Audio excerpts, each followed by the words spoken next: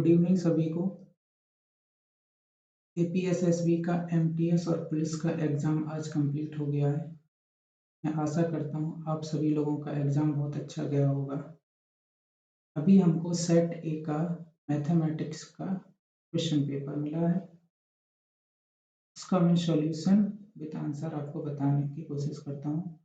उसमें यदि कोई क्वेश्चन हो सकता है मेरे से यदि गलती हो जाती है तो मेरे को पॉइंट आउट करना, I will correct it. Okay, पहला क्वेश्चन है convert the fraction 2/5 in percentage form. Fraction को परसेंटेज में कन्वर्ट करने के लिए डायरेक्टली आपको क्या करना है, 100 से मल्टीप्लाई करना है। तो 2/5 मल्टीप्लाई विथ 100, 5 से इसको क्रॉस किया, we will get 40%। So answer is C. And again next question, इस टाइप के क्वेश्चन को सॉल्व करने के दो तरीके हैं। आइदर यू कैन यूज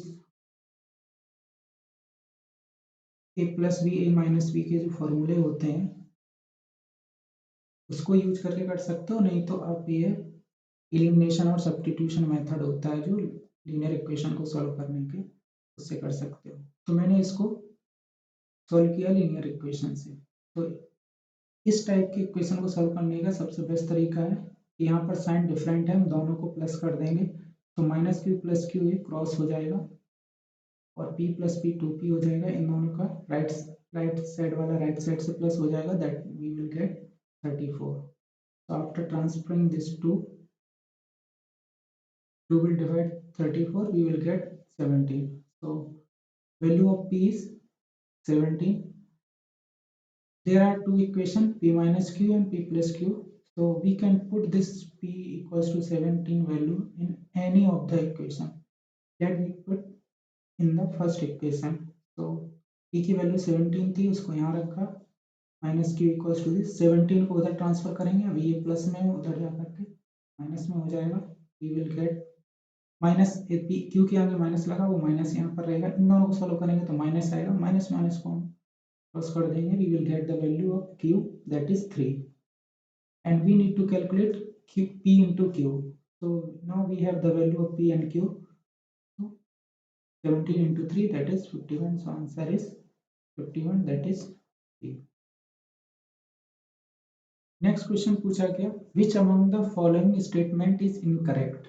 इस टाइप के जो क्वेश्चन होते हैं इसमें जनरली हम लोग क्या गलती कर देते हैं, क्वेश्चन को सही से पढ़ते नहीं है। यहाँ पर इनकरेक्ट क्वेश्चन पूछा गया, इनकरेक्ट स्टेटमेंट। तो one is smallest whole number, तो फर्स्ट स्टेटमेंट ही इनकरेक्ट है क्योंकि smallest whole number that is 0 और वन जो है स्मॉलेस्ट नेचुरल नंबर है। So 0 is the smallest whole number, that is correct. See, every natural number is a whole number, that is also correct. Sum of two whole number is whole number, that is also correct. So answer of this question is A. Next question, इस type के जो question होते हैं उसको solve करने के लिए हम लोग आइडेंटिटी का यूज करते हैं। तो A ऊपर देखिए, तो उसमें ए स्क्वायर माइनस बी स्क्वायर की जो आइडेंटिटी है उस आइडेंटिटी को हम लोग यूज करेंगे। According to this identity A plus B A minus B क्या होता है, A square minus B square. तो इन दोनों को हमको क्या करना है, एक ब्रैकेट में प्लस करके लिखना है, एक ब्रैकेट में माइनस करके लिखना है।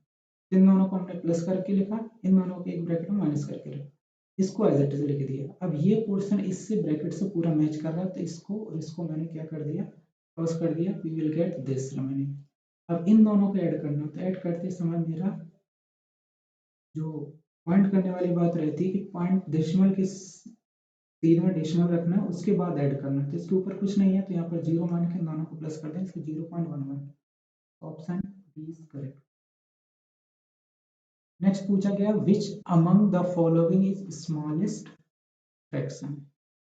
देखो किसी भी इस टाइप के जो फ्रैक्शन होते हैं उनको कैलकुलेट करने का आप रीजनिंग मेथड लगाइए। जैसे जैसे न्यूमरेटर की वैल्यू बड़ी होगी फ्रैक्शन क्या होगा, बड़ा होगा। डिनोमिनेटर यदि बड़ा होगा तो फ्रैक्शन छोटी होगी।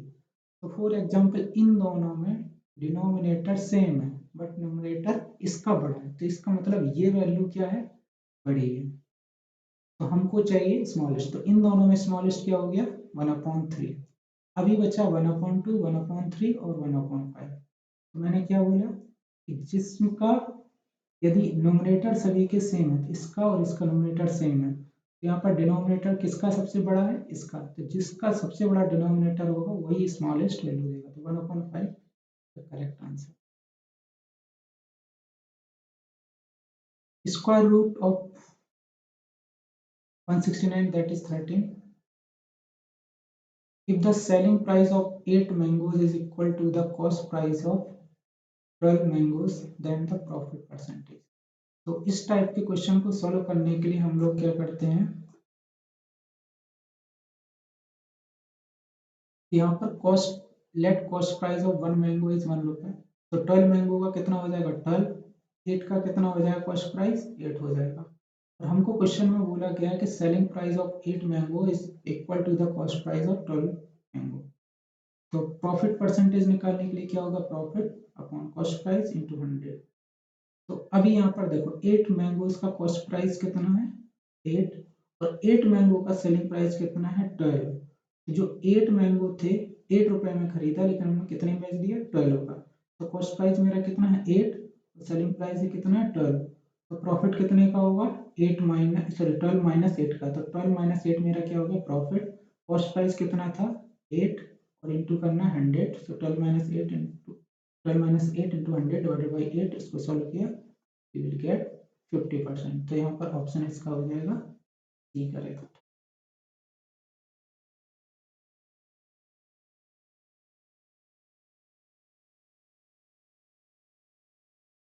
नेक्स्ट क्वेश्चन है, if mister Surya by a shirt at a discount of 15% on 1000 रुपये, then he buy, तो यहाँ पर डिस्काउंट 15% है, तो आप वैसे भी कर सकते हो, 100 में 15 मिल रहा है तो 1000 में 150 हो जाएगा, तो आप इसको डायरेक्ट भी कर सकते हो, और you can use this formula.